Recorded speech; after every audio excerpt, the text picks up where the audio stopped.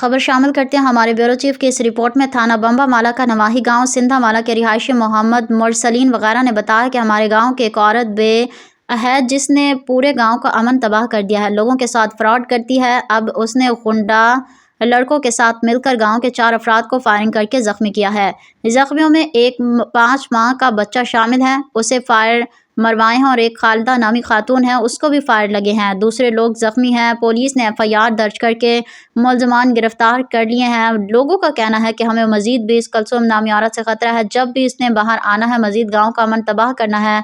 हमारी आला हुकाम से अपील है कि इस औरत की तफ्तीश CCD के सपोर्ट की जा, हमें तहफ़्फ़ुज़ फरहम किया जाए। मेरा नाम जी मोहम्मद मुरसलीन है, संधा वाला मेरा पिंड है, थाना बंबा वाला दे। ਇਹ ਬੀਬੀ ਜਿਹੜੀ ਇਹਨੇ ਇੰਨਾ ਕੁ ਤੰਗ ਕਰ ਛੜਿਆ, ਸਾਨੂੰ ਇੰਨਾ ਕੁ ਤੰਗ ਕਰ ਛੜਿਆ ਕਿ ਜਿਹਦਾ ਕੋਈ ਸਰ ਹਿਸਾਬ ਨਹੀਂ। ਅਸੀਂ ਅਪੀਲ ਕਰਨੇ ਆ ਕਿ ਇਹਦਾ ਕੋਈ ਬੰਦੋਬਸਤ ਠੀਕ ਕੀਤਾ ਜਾਏ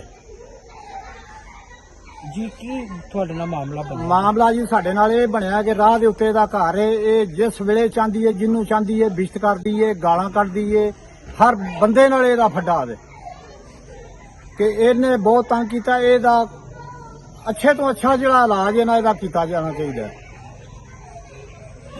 तफसील से बताएं। जी अस्सलाम वालेकुम। मेरा नाम जी अशफाक है, थाना संधा वाला पिंड मेरा, थाना बंबा वाला पिंड मेरा संधा वाला, ते मैं बाहर स्पेन होना। ते ये जिहड़ी बीबी है ना, ये साडे पूरे पिंड ने तंग कीते अजे। ते मैं गवर्नमेंट अगे भी अपील करना वा, ते दूसरे नंबर ते ओवरसीज जिन्ने भी साडे करता धरते हैं उन्हें अगे भी अपील करना वा, लिहाजा इहदा कोई बंदोबस्त किया जाए।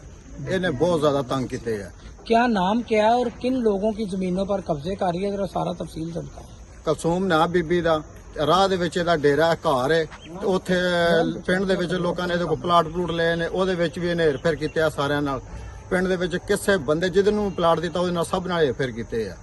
ਇਹਨੇ ਸਾਨੂੰ ਬਹੁਤ ਜ਼ਿਆਦਾ ਤੰਗ ਕੀਤਾ। ਮਿਹਰਬਾਨੀ ਰਿਕੁਐਸਟ ਹੈ ਗਵਰਨਮੈਂਟ ਅੱਗੇ ਵੀ, ਆਰਮੀ ਚੀਫ ਅੱਗੇ ਵੀ, ਤੇ ਪਾਕਿਸਤਾਨੀ ਓਵਰਸੀਜ਼ ਜਿਹੜਾ ਸਾਡੇ ਕਰਦਾ ਦਰਤਾਂ ਨੇ ਉਹਨਾਂ ਅੱਗੇ ਵੀ, लिहाजा इन्हों का कुछ किया जाए, मेहरबानी। अच्छा जी, कितने लोगों की जमीनों पर इसने कब्जा किया और अब कितने लोगों को फायर लगे हैं? ये मैनू बंदियां दा तो नहीं पता, मैं खुद बाहर सा, लेकिन पिंड दे विच जिहड़ा कुछ भी होवे तो गल दा पता चलता रहिंदा। बंदियां दा कोई हिसाब भी नहीं पता, 10 बंदे ने, 15 बंदे ने, 20 बंदे ने, मैनू करैक्ट बंदियां दा पता नहीं है। फायर कितने लोगों को लगा है? फायर 2, एक बीबी नूं लगा, एक बच्चे नूं लगा फायर। बच्चा 4 माह दा ते बीबी दी 60 ਤੋਂ 65 ਸਾਲ उम्र है। उन्हें फायर वजया, वो दोवें इस टाइम हॉस्पिटल पे ने।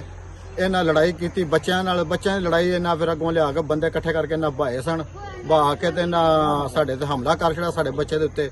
वो बच्चे नूं कल्ले नूं कुटिया, असीं दफा वास्ते आए आ। इन्हें कोठे ते खलो के फायर कीते ने, थड़ा वगैरह मारे सी? हाँ जी, इन्हें थड़ा मारिया सी अपने बूहे अगे, ठीक है जी। ते फिर इन्हें छत ते चढ़ के फायर कीते ने। वो फायर जाके एक बीबी ने वजे ते बच्चे नूं वजे, और दोवें हॉस्पिटल पे। बच्चे दी कितनी उम्र है जिन्हों फायर लगा है? बच्चे दी 4 महीने उम्र जे। 4 माह उम्र। हाँ जी। ਤੁਹਾਨੂੰ ਮਜ਼ੀਦ ਵੀ ਖਤਰਾ ਜੀ ਇਸ ਔਰਤ? हाँ जी, सानू ਇਹਦੇ ਮਜ਼ੀਦ ਖਤਰਾ। ਅਗਰ ਕੱਲ ਨੂੰ ਸਾਡੇ ਨਾਲ ਕੋਈ ਘਾਟਾ ਵਾਧਾ ਹੋਵੇ, ਉਹਦਾ ਜਵਾਬਦਾਰ ਇਹ ਖੁਦ ਬੀਬੀ ਹੋਵੇ। ਇਹ ਬੀਬੀ ਨੇ ਮਜ਼ੀਦ ਵੀ ਕੋਈ ਲੋਕ ਬੁਲਵਾਏ ਨੇ ਮੰਗੀ ਦੇ? हाँ जी, बीबी ने बंदे बाहरों बुलाए, ਹੁਣ बुला के ਤੇ ਨੇ ਰਾਤੀ 2 ਵਜੇ ਕਿ 3 ਵਜੇ ਬੰਦੇ ਲਿਆ ਕੇ ਨੇ ਘਰ ਬਾਹਰ ਨੇ ਗੱਡੀਆਂ ਭਰ ਕੇ ਆਈਆਂ ਨੇ, ਅਸਲੇ ਦੇ ਨਾਲ ਆਈਆਂ ਨੇ। ਤੇ ਬੀਬੀ ਨੇ ਫਿਰ ਸਵੇਰ ਸਾਡਾ ਬੱਚਾ ਕੱਲਾ ਜਾਂਦੇ ਉਹਦੇ ਤੇ ਇਹਨੇ ਹਮਲਾ ਕੀਤਾ। ਉਹ ਬੱਚੇ ਦੀ ਦਲੇਰੀ, ਉਹਨੇ ਇਹਦੇ ਕੋਲ ਜਾਨ ਬਚਾਈ ਆਪਣੀ। ਇੰਨੀ ਦੇਰ ਨੂੰ ਪਿੰਡ ਦੀ ਆਵਾਮ ਸਾਰੇ ਰਲ ਪਈ ਹੈ, ਤੇ ਉਹਨਾਂ ਫਿਰ ਕਿੰਨਾ ਲੈਦਾ ਇਹਦੇ ਕੋਲ ਜਾਨ ਛਡਵਾਈ ਹੈ। ਤੇ ਫਿਰ ਇਹਨਾਂ ਅੰਦਰ ਵੜ ਕੇ ਅੰਦਰ ਜਾ ਕੁੰਡੀ ਲਾਈ ਹੈ।